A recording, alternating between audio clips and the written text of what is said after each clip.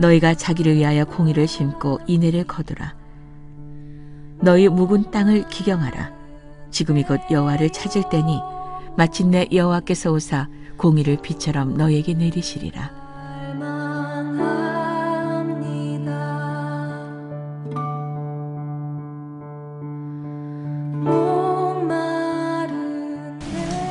오늘 말씀드릴 제목은 묵은 땅을 기경하라. 로마서 1장 20절 같이 한 목소리로 합독하시겠습니다. 천세로부터 내 의지 아니하는 것들 곧 그의 영원하신 능력과 신성이 그 만드신 만물에 분명히 보여 알게 되나니 그러므로 저희가 분별치 못할 줄이라. 그래서 천세로부터 하나님께서 만드신 이 모든 피조물에, 모든 만물에 당신의 신성과 당신의 능력, 당신이 어떤 분이신지를 분명히 보여 알게 만드셨다는 거예요. 그래서 여기 보니까 분명히 보여 알게 되나니 그랬어요. 저희는 우리 인생은요, 모든 만물을, 이 땅에 있는 모든 것을 통해서 하나님은 알게 만드셨다는 거예요. 눈 많이 왔죠? 네, 눈이 많이 와서 그 피해로 오지 못하신 분들이 굉장히 많아요. 근데 이 눈을 보면서 여러분 이 눈송이 하나하나에도 하나님의 얼마나 높으신가, 하나님의 정말 섬세하심이 나타나는지 몰라요. 여러분 이 눈꽃송이 하나하나를 현미경으로 이렇게 자세하게 쳐다보면 이런 아름다운 모양이 있다는 거 아셨어요? 진짜 이렇게 현미경으로 깊이 이렇게 보면은 저런 눈꽃송이 하나하나가 정말 다 육각형인데 6일 동안 하나님께서 창조하셨잖아요. 육각형인데 다 똑같은 육각형인데 다른 모양을 가지고 있다는 거예요. 하나도 눈꽃송이가 같은 것이 없대요. 70억 인구가 여기 지금 이 동시대에 살고 있으면서 존재하고 있어도 한 사람도 쌍둥이도 똑같은 사람이 없어요. 지문이 그 70억 인구의 지문도 한 사람이 같은 사람이 없어요. 이렇게 엄청난 우리 하나님, 여러분들이 지금 어떤 하나님을 믿고 계시는지 알고 계세요? 우리 하나님은 저 이제까지 내린 눈송이를 한번 세어보세요. 셀 수 있으면. 근데 그 눈송이 하나하나가 떨어질 때마다 저렇게 아름다운 눈꽃송이가 이렇게 그 모양도 하나님은 정말 그 많은 눈꽃송이를 다른 모양으로 만드실 수 있을 만큼 능력이 있으시고 그 눈꽃송이 하나하나 지금 오늘 내리고 내일 녹을 그 눈꽃송이 하나하나에 저렇게 아름다운 모양을 넣으셨다는 거, 그런 섬세하신 하나님이라는 거. 이 말씀 보고 저는 그 다음 구절이 이렇게 생각났어요. 믿음이 적은 자들아. 눈꽃송이도 이렇게 하나님께서 아름답게, 오늘 이렇게 내렸다가 내일 녹을 눈꽃송이도 이렇게 아름답게 하나님께서 창조하셨거든요. 하물며 너희들일까 보냐? 이 믿음이 적은 자들아. 우리가 세상에서 이렇게 삶고 이렇게 하나님께서 우리를 존재하시는 것은 이 얼마나 귀한 존재로 하나님께서 얼마나 섬세하게 우리를 다루고 계신지 여러분들 아시고 계셔야 돼요. 하나님은 이 땅에 인생이라는 여정 속에서, 물론 인생이라는 것이 고달프고 아프죠. 고난과 환난이 끊임없이 있지요. 하지만 그거는 하나님께서 하나님을 알게 하려는, 이 만물을, 우주 만물을 통해서 하나님 당신을 알게 하시려는 깊은 하나님의 뜻과 배려가 있다는 거예요. 고린도후서 4장 6절, 7절 같이 읽겠습니다. 어두운 데서 빛을 비추리라 하시던 그 하나님께서 예수 그리스도의 얼굴에 있는 하나님의 영광을 아는 빛을 우리 마음에 비추셨느니라. 우리가 이 구별을 질그릇에 가졌으니 이는 능력의 신이 큰 것이 하나님께 있고 우리에게 있지 않음을 알게 하려 합니다. 아멘. 우리를 질그릇으로 표현하셨어요. 하나님을 담는 흙그릇, 깨지기 쉬운 아슬아슬한 흙그릇으로 우리를 표현하셨어요. 이는 흙그릇에 보배로운 하나님의 말씀, 하나님의 영을 우리한테 담으셨다는 거예요. 이거는 정말 하나님만 하실 수 있는 일이에요. 정말 이 육신은 믿을 수 없는 이 육신, 연약한 육신에 깨질 수 있는 이 연약한 그릇에 당신의 보화 같은 말씀, 당신의 영을 우리 안에 담아 놓으셨다는 거예요. 담아서서 무엇을 알게 하냐? 하나님을 알게 하라는 거라는 거예요. 하나님 당신을 알게 하신다는 거예요. 우리 연약한 그릇에서 능력이 나오는 것이 아니라, 이해하시겠어요? 연약한 우리 사람에게서 무엇이 나오는 게 아니라 내 머리가 IQ가 좋아서 내가 뭘 잘했기 때문에 내가 운동을 잘해서 내가 노래를 이게 아니라는 거예요. 우리의 능력이 우리 것이 아니라 우리 안에 있는 누구 때문에 하나님 때문에 능력의 힘이 큰 것이 하나님께 있고 내가 아니라는 거예요. 그걸 알게 하신다는 거예요.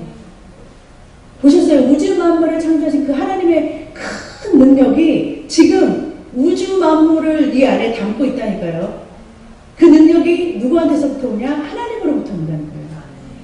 그러니까 자신을 믿지 마세요. 여러분과 제가 아니에요.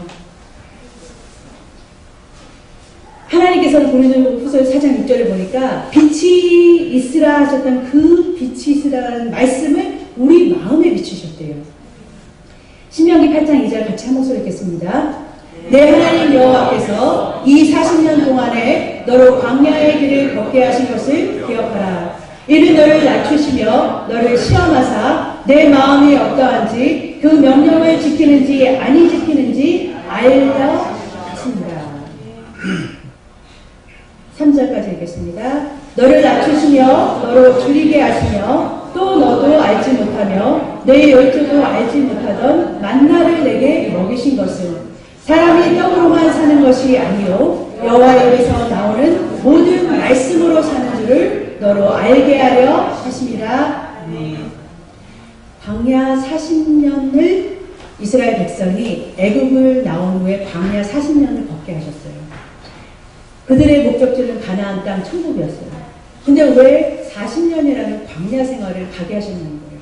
여기 본문을 보니까 그들을 광야 40년을 걷게 하신 것은 그들에게 사람이 떡으로만 사는 것이 아니라 여호와 하나님의 입에서 나오는 모든 말씀으로 그 말씀을 먹고 사는 것을 알게 하려 하심이라 그러는 거예요. 그걸 가르쳐 주자는 거예요.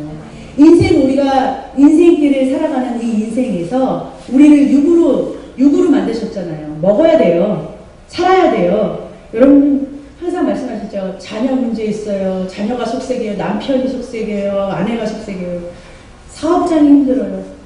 그런 여러 가지 문제들은 그걸로만 하나님께서 살라고 우리를 이 땅에 보내신 게 아니라는 거예요. 사람이 먹고 사는 걸로 사는 것이 아니라 하나님의 입에서 나오는 말씀을 먹고 사는 존재라는 것, 영적인 존재라는 것, 그리고 하나님을 먹어야 사는 존재라는 것을 우리로 하여금 알게 하신다는 거예요. 인생을 통해서 하나님의 말씀을 어떻게 체험하는지를, 하나님 당신이 누구신지를 지금 알게 하신다는 거예요.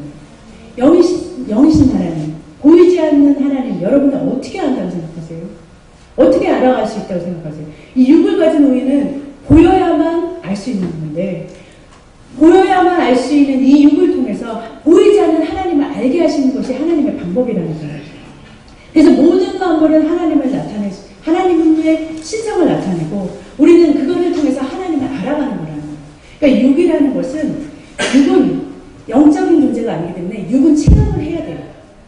어떤 것을 경험을 해봐야 돼요. 당해봐야 안다고 그러죠.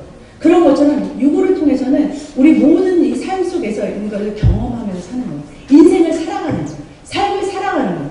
삶을 통해서 하나님께서 우리를 알게 하셨다는 거예요. 뭐를 알게 하시냐? 당신을 알게 하셨다는 거예요. 말씀이신 하나님, 영이신 하나님을 알 수 있게 하셨다는 거예요. 우리는 이 질그릇에, 이 육체에 그 하나님의 말씀, 하나님의 영, 그거를 채워가는 거예요. 알아가는 거예요. 알아가는 거예요. 요한일서 4장 20절 같이 읽겠습니다. 누구든지 하나님을 사랑하노라 하고 그 형제를 미워하면 이는 거짓말하는 자니 보는 바 그 형제를 사랑치 않는 자가 보지 못하는 바 하나님을 사랑할 수 없느니라. 우리는요 가끔 착각할 때가 있어요. 하나님과 내 관계가 참 좋다. 좋다고 생각할 때가 있어요. 그런데 사람들과의 관계는 엉망진창이에요. 사람과 사람 관계에서는 아무렇게나 해도 되고, 하나님과 나는 곧바로 하나님과 나는 이렇게 관계가 참 좋다고 생각하는, 착각하는 사람들이 있다는 거예요. 그럴 수 없어요. 지금 말씀은 뭐라고 하면, 하나님을 사랑하는 자는 형제도 사랑해요. 하나님께 정말 바로 선 자는 형제들하고의 관계에서도 하나님의 그 사랑이 나타나는 삶을 산다니까요. 하나님께 순종하는 자는 보이는 사랑 앞에서 순종할 수 있는 자가 되는 거예요. 믿음은 그렇게 측정하는 거예요. 우리가 하나님을 항상 우선순위라고 말은 할 수 있어요. 지식적으로 알 수 있어요. 하나님은 우선순위, 하나님은 먼저요라고 지식적으로 알 수 있지만, 실제로 내 삶에서 하나님을 우선으로 두는 삶이 되는지는 삶을 살아봐야 아는 거예요. 그 사람의 삶을 통해서 알 수 있는 거예요. 정말 사랑은 우리가 알아요. 사랑은, 그리스도의 사랑이라는 것은 많이 들어서 많이 알고 있지만, 실제로 사랑은 마음으로, 행동으로 나타나는 거예요. 순종도 마찬가지예요. 순종해야 되는, 하나님 말씀을 순종해야 되는 거 우리 다 알고 있어요. 그렇지만 순종은 그 행동으로, 그 몸으로 순종하는 것이 하나님께 순종하는 거라고 하나님 그렇게 말씀하셨잖아요. 따로 갈 수가 없어요. 육 따로 영 따로 놓을 수 없다는 거예요. 우리 육은 영을 담는 그릇이에요. 그래서 내 영 상태는 육으로 다 나타나요. 하나님의 형상을 가진 우리는 하나님의 형상이 밖으로 나타날 수밖에 없어요. 그 빛을 아는, 하나님의 빛을 아는, 하나님께서 빛이 있으라 했던 그 빛을 아는 빛이 우리를 통해서 나타날 수밖에 없다는 거예요. 호세아 6장 3절 읽겠습니다. 그러므로 우리가 여호와를 알자, 힘써 여호와를 알자. 그의 나오심은 새벽빛같이 일정하니 비와 같이 땅을 적시는 늦은 비와 같이 우리에게 임하시리라 하니라. 여기 보면은 여호와를 알자, 힘써 여호와를 알자. 이 알자의 원어는요, 야다라는 원어가 있어요. 그 야다는 부부가 동침해서 부부 생활을 하면서 깊은 관계를 맺음으로 아는 그런 사이를 말해요. 무슨 말이냐면 우리 인생을 통해서 하나님을 알아가는 경험을 한다는 거예요. 그냥 인사하고 주일날 하나님 이런 정도가 아니라, 제가 지휘자님을 일주일에 한 번만 뵙고서 지휘자님의 모든 걸 다 모르죠. 그렇지만 매일매일 지휘자님과 같이 사시는 지휘자님의 와이프는 지휘자님을 다 아실 거예요. 글쎄요, 잘 알쏭달쏭 하겠지만 그래도 밖으로 보여지는 것 이상의 것을 알고 있어요.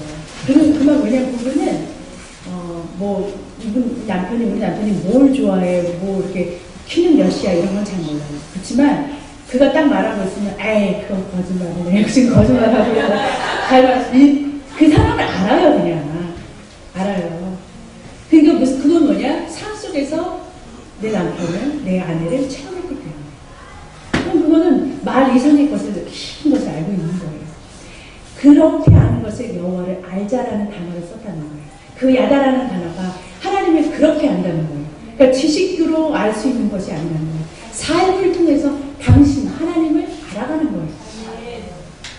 그래서 우리한테 육을 주셨다니까요. 육이 왜 필요해요? 그 하나님을 알기 위해서 필요한 거예요. 인생이 왜 필요해요? 인생의 고난과 역경은 왜 필요해요? 광야를 왜 주시느냐? 하나님을 알게 하시는, 하나님의 놀라우신 섭리가 그 안에 있다는 거예요.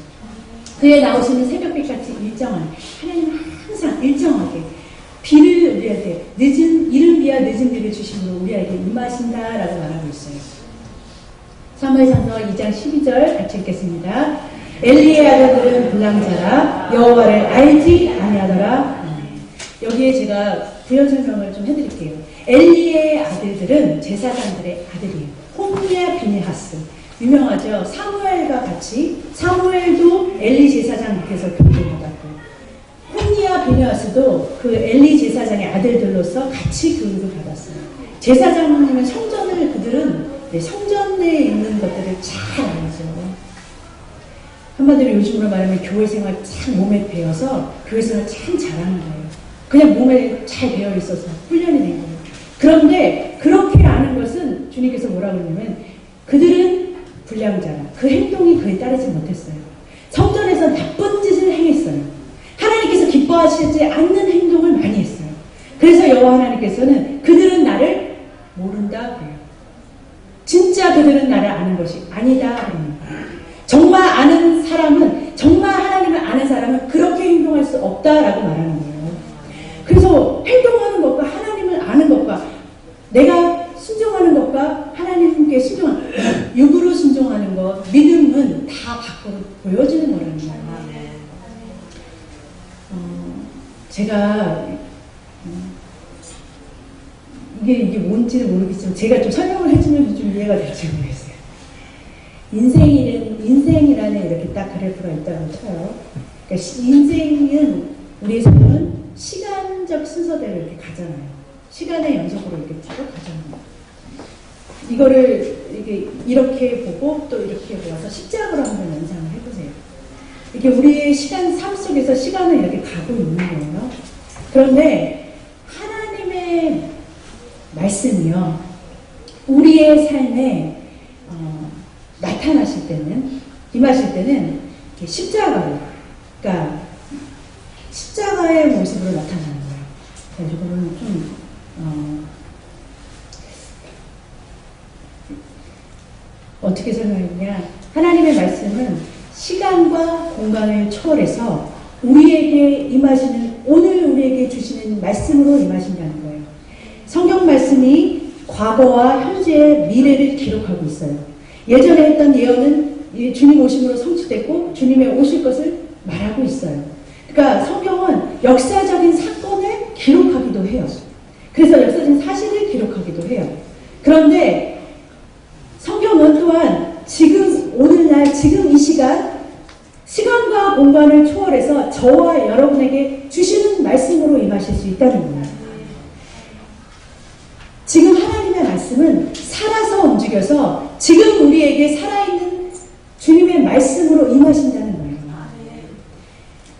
그렇게 하나님의 말씀이 나한테 시간적인 사건과 내 삶의 십자가로 딱 맞아떨어지는 이 순간순간의 포인트가 있죠. 하나님을 만나는 순간. 이것이 바로 하나님의 십자가로 만나는 사건이라는 거예요. 그래서 사도 바울은 뭐라고 말하냐? 나에게 예수의 흔적이 있다고 해요. 여러분들 삶에 정말 하나님의 말씀으로 내가, 하나님의 말씀이 나한테 임해서 정말 내 삶이 변화되고 바꿔지고 내 삶이 주님의 영광을 채워주는 그 순간순간이 있다는 거예요. 그 순간순간이 십자가로 채워지는 거예요. 그게 바로 예수의 흔적이라는 거예요. 창세기 1장 9절 같이 한 목소리 읽겠습니다. 하나님이 가라사대 천하의 물이 한 곳으로 모이고 묻이 드러나라 하시매 그대로 되니라. 하나님께서 천지를 셋째 날에 육지와 바다를 갈라놓으셨어요. 그래서 땅이 이렇게 나왔죠. 그런데 출애굽할 때 출애굽 사건을 기억하세요? 이스라엘 백성을 애굽에서 데리고 나와서 정말 뒤에는 애굽 군사들이 따라오고 출애굽한 이스라엘 백성은 홍해라는 바다를 만났어요. 지금 앞에는 홍해바다, 뒤에는 애굽 군사들이 죽이려고 따라오고 있는 거예요. 이런 상황 속에서 모세가 바다 위로 손을 내밀는데 하나님께서 동풍을 보내서 뭐가 나타났냐면 마른 땅이 나타났어요. 물은 이렇게 벽이 돼가지고서 갈라지고 그 마른 땅 사이를 이스라엘 백성이 걸어가고 있는 거예요. 하나님이요, 이스라엘 백성을 애굽에서 출애굽시켜서 건져내셔서 당신의 방법 가운데서 하나님을 알게 하시는 여정을 이스라엘 백성을 통해서 가게 하신 거예요. 홍해를 가는 이유가 거기, 목적과 이유가 거기 있어요. 그냥 이렇게 홍해 없이 다른 데로 막 갈 수 있는 여러 가지 방법이 있겠죠. 근데 그들 앞에 홍해라는 것을 만나게 하셨어요. 그들한테는 홍해가 문제이고 걱정이고 환난일 수도 있어요. 그런데 하나님께서 그 문제와 환난과 걱정 속에서 그 홍해바다를 가르는, 상상이 되세요. 홍해바다가 쫙 갈라져서 정말 벽을 이렇게 싹 이루고 그 200만 명의 이스라엘 백성들이 건너가는 거예요. 그들은 하나님께서 태초에 천지를 창조하시는 것을 못 봤어요. 이스라엘 백성은 하나님이 누구신지를 몰라요. 천지를 창조하시고 하나님께서는 바다와 육지를 이렇게 갈라놓으셨다니까요. 근데 그들은 그 말씀하시면 말씀하신 대로 이루시는 그 하나님의 삶의 형제, 그분이 지금 오늘날 이 순간 이스라엘 백성 앞에서 역사하시는 것을 봤다니까요. 그들은 그것을 경험했어요. 홍해가 갈라지는 그 사건은 하나님께서 당신이 태초에 천지를 창조하신 말씀으로 그 우주 만물을 창조하신 하나님이심을 그들로 하여금 알게 하려 하심이라는 거예요. 그리고 또 요단강에도 마른 땅을 알게 했어요. 요단강 안 가고 쭉 다른 데로 돌아갈 수 있는 길은 여러 가지가 있어요. 근데 하나님은 꼭 이런 방법을 사용하세요. 마른 땅을 밟게 하시는 게 하나님의 목적이에요. 마른 요단강을 건너기 위해서 마른 땅을 만드신 이유는 홍해를 기억하게 하기 위해서래요. 이 뒤에 본문에 나오거든요. 그 말은 누가 천지를 창조했냐 지금 말씀하시고 있는 거예요. 누가 우주 만물을 지금 돌리고 있느냐는 거예요. 지금 이게요, 여러분과 저의 삶에 이것이 진짜 삶으로 나와야 돼요. 지금 우리 하나님은 이런 하나님이시라는 거예요. 이런 하나님, 정말 눈꽃송이 하나, 아까 말씀드렸죠. 눈꽃송이 하나하나가 다 모양이 틀리게 만들 수 있는 그런 전지전능하신 하나님이 지금 우리 안에 자정하시기를 원한다니까요. 그런데 여러분, 못하는 게 어디 있어요? 안 된다고 하는 게 어디 있어요? 왜 교회 생활하면서 자꾸 안 된다, 못한다, 불평하세요? 목사님이 말씀하시면 왜 순종하지 못해요? 왜 삶은 그거하고 말씀 따로, 생활 따로 다 다른 거예요? 목사님이 선포하셨으면 그 입술을 통해서 누가 말씀하시고 계시는 거예요? 여기 성경은 누가 쓰셨어요? 하나님이 혼자 쓰셨어요. 그런데 여기에 기록한 기자는 40명이 확실하지 못해요. 왜냐면 확실히 누가 기록하는지를 모르는 것도 있어요. 한 40명의 사람들이 각자가 다른 문체로, 자기의 각자의 개성이 있는 문체로 그거를 하나님의 말씀을 표현했다니까요. 완벽한 사람들이기 때문에 그걸 표현해낸 것이 아니에요. 하나님 당신이 완벽하기 때문에 그 완벽한 말씀을 여기 성경으로 남기신 거예요. 하나님이 완전하신 거예요. 그 도구로 사용되어진 그 사람, 하나님 때문에 완전한 성경을 기억할 수 있었던 거예요. 여러분들이 하시는 게 아니라니까요. 목사님이 완전하기 때문에 하시는 것이 아니라니까요. 그분을 통해서 나오시는 하나님의 말씀이 완전하기 때문에 완전하다는 거예요. 하나님은 여러분의 순종을 보실 줄 믿습니다. 민수기 14장 20절, 29절, 30절 같이 읽겠습니다. 너희 신체가 이 광야에 엎드러질 것이라. 너희 20세 이상으로 계수함을 받은 자, 곧 나를 원망한 자의 전부가 여분의 아들 갈렙과 눈의 아들 여호수아 외에는 내가 맹세하여 너희로 거하게 하리라 한 땅에 결단코 들어가지 못하리라. 여기 본문의 말씀은 뭐냐면요, 애굽에서 이스라엘 백성들을 출애굽시키셨어요. 광야로 데리고 왔어요. 광야에서 그들을 훈련시키려는 하나님의 방법이 있었어요. 계획이 있었어요. 결국은 가나안 땅으로 끌고 가는 게 하나님의 목표였어요. 그런데 광야에서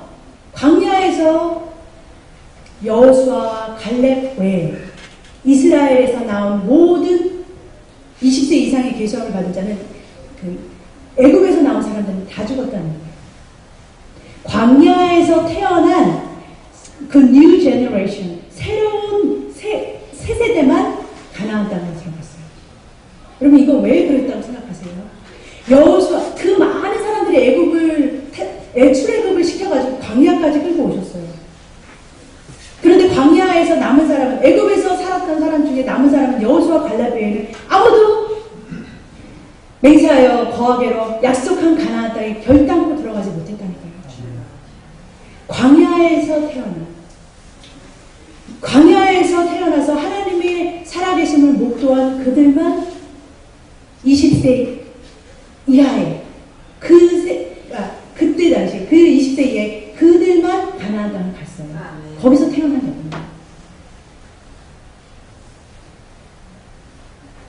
천국은, 가나안 땅은 하나님의 말씀으로, 하나님의 생각으로, 하나님의 영으로 채워지지 않으면 그 땅에는 결단코 들어갈 수 없어요. 그 약속하신 그 천국은요, 여호수아와 갈렙같이, 여호수아와 갈렙은 어떤 사람들이었어요? 12 정탐꾼 중에 하나씩 둘이었잖아요. 12 정탐꾼 중에 둘이었잖아요. 갈렙과 여호수아만 그 하나님께서 약속하신 그 땅은 하나님께서 약속하셨다는 믿음을 보고서 그 땅을 바라봤고, 다른 10 정탐꾼들은 그곳에는 너무 큰 거인들이 많아. 안악 자손들이 있어서 우리가 뭐 거기 가서 전쟁에서 싸울 수도, 이길 수도 없어. 하나님의 그 큰 홍해를 가르신, 정말 이 우주 만물을 만드신 하나님이 더 크시다고 생각하는 거예요. 도대체 저 안악 거인 조금 우리보다 더 큰 그 안악 자손들이 더 크다고 생각하는 거예요.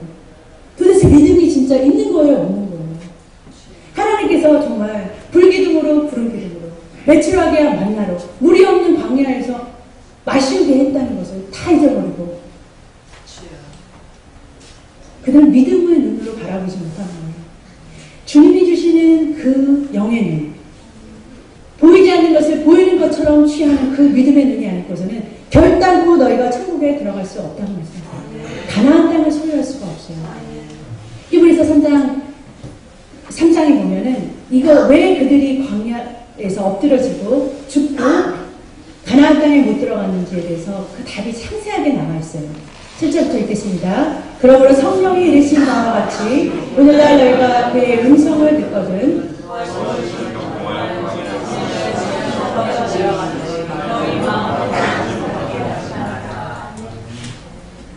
오늘날은 지금 우리 주님이 지금 말씀하시는 거예요. 아까 시간 토대로 말씀하셨죠. 지금 이 순간이 시간과 공간을 초월해서 여러분에게 임하는 말씀이에요. 오늘날 너희가 그의 음성을, 성령의 음성을 듣거든. 지금 우리가 광야를 걷고 있어요. 광야에서 너의 마음을 강팍해 하지 말라. 거기서 너의 열정과 나를 시험하여 증언하고 40년 동안의 나의 행사를 보았느니라. 10절 읽겠습니다.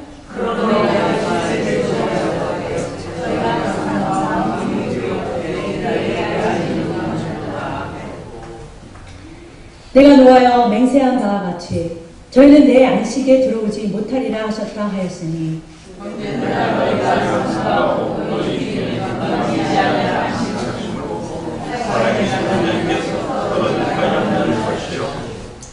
오직 오늘이라 이끄는 동안에 매일 피차 권면하여 너희 중에 누구든지 죄의 유혹으로 강팍해 됨을 면하라.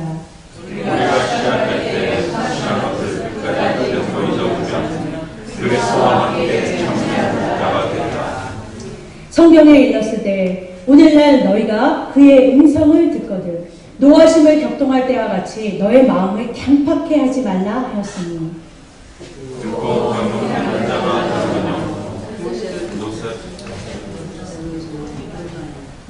듣고 경노한 자가 누구뇨 하고 묻지요. 근데 답이 바로 뒤에 나와요. 모세를 쫓아 애굽에서 나온 모든 이가 아니냐. 17절 또 하나님이 40년 동안에 누구에게 노하셨느뇨. 범죄하여 그 시체가 광야에 엎드려진 자에게가 아니냐. 18절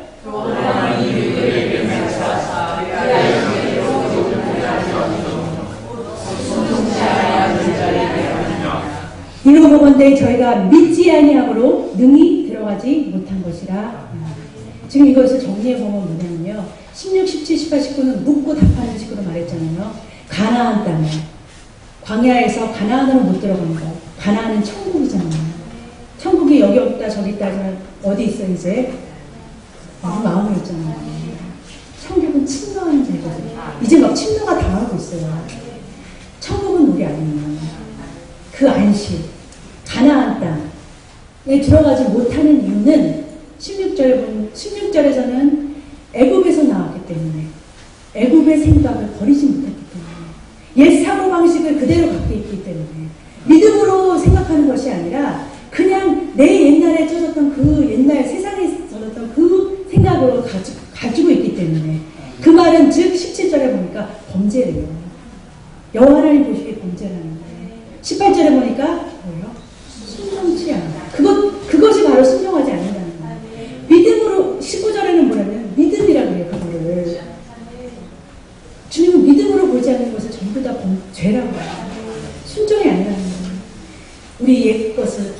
줄 믿습니다. 히브리서 4장 10절에 그 다음에 이어서 보니까 이미 그의 안식에 들어간 자는 하나님이 자기의 일을 쉬신과 같이 자기의 일을 쉬느니라 그래요. 안식에 못 들어간 자가 있고 안식에 들어간 자, 가나안 땅에 들어간 자는 하나님께서 제7일에 쉬신 같이 하나님께서 7일에 안식하셨잖아요. 안식하신 것처럼 자기의 일도 없어요.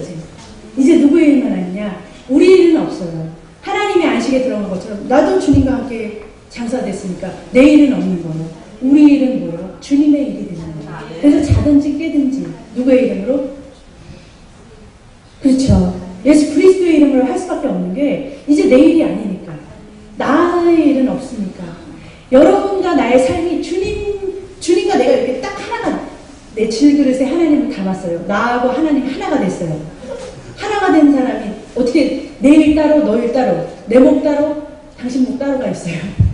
주님 것이 내 거, 내 것이 주님 거. 그냥 하나가 돼버리는 거예요.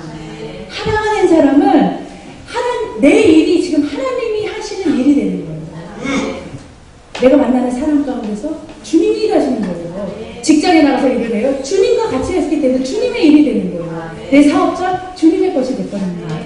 내 자녀가 아니고 당신의 자녀, 하나님의 자녀가 되는 거예요. 그럼 이제부터는 누가 일하시는 거예요? 하나님이 만드셨어요. 하나님께 맡겼습니다. 그게 자기 안식에 들어간 자예요. 가난한 자예요. 가나안 땅에 들어간 자, 천국인 된 사람이에요. 사도행전 3장에 보면은 같이 시간 잘 읽어주겠습니다. 제9시 기도 시간에 베드로와 요한이 성전에 올라갈세.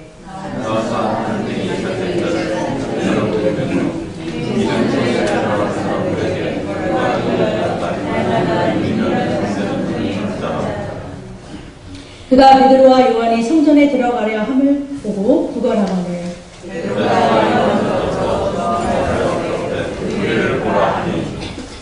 그가 저희에게 무엇을 얻을까 하여 바라보거늘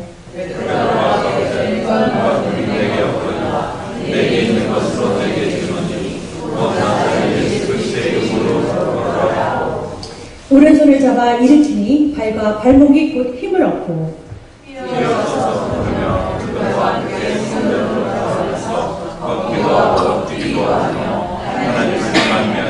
모든 백성이 그 걷는 것과 및 하나님을 찬미함을 보고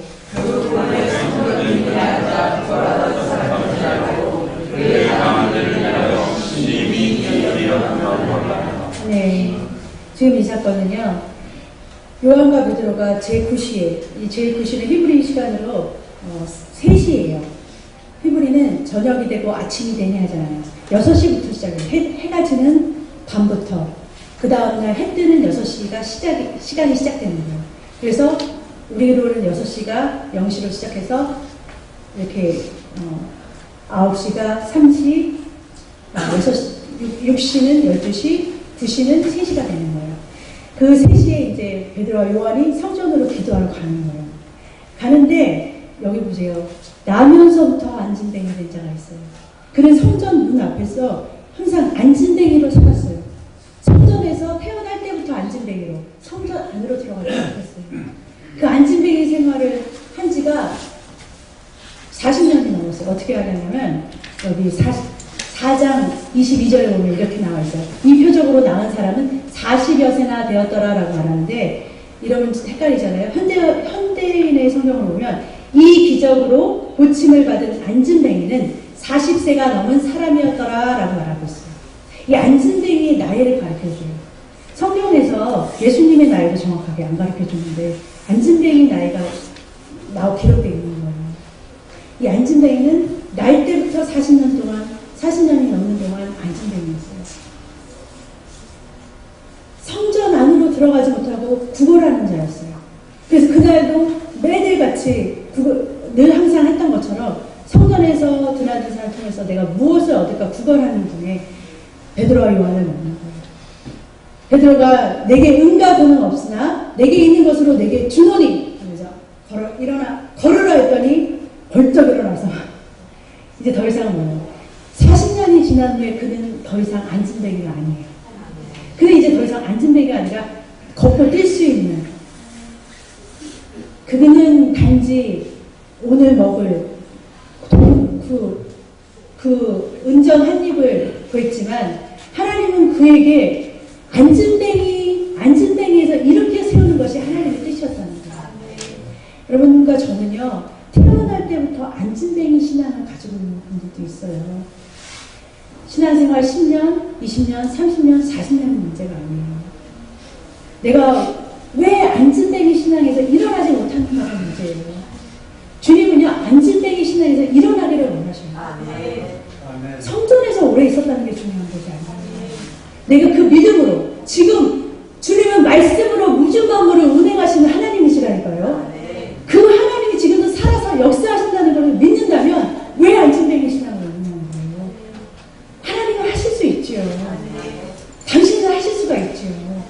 누구를 통해서? 지금 요한과 베드로, 하나님을 담고 있는, 그 보화를 담고 있는 하나님 말씀을, 하나님은 살아계신 하나님이시고 말씀하신 것을 이루시는 하나님이라는 걸 믿고 있는 그 사람들을 통해서 당신의 말씀이 오늘도 이루어지고 있는 거예요. 그 안진뱅이는 오늘이 구원의 날이었다는 거예요. 보라, 오늘이 구원받을 날이에요. 지금이 은혜 받을 날이로다 하잖아요. 지금 이 순간에 주님께서 우리에게 이른 비와 늦은 비를 막 주신다는 거예요. 하나님의 역사하시기 위해서 하나님은 비를 주셔요. 비를, 성령을 비를 주셔요. 말씀으로 하나님께서 우리를 촉촉히 줘서주세요. 근데요, 땅 좀 보세요. 이 땅 좀 보세요. 이 땅은요, 말라 비틀어져가지고서 단단해져가지고서 너무 오랫동안 말라 비틀어져가지고 또 물이 너무 많아가지고서 이거 여기는 물을 버도, 호수로 막 버도 안 들어가요.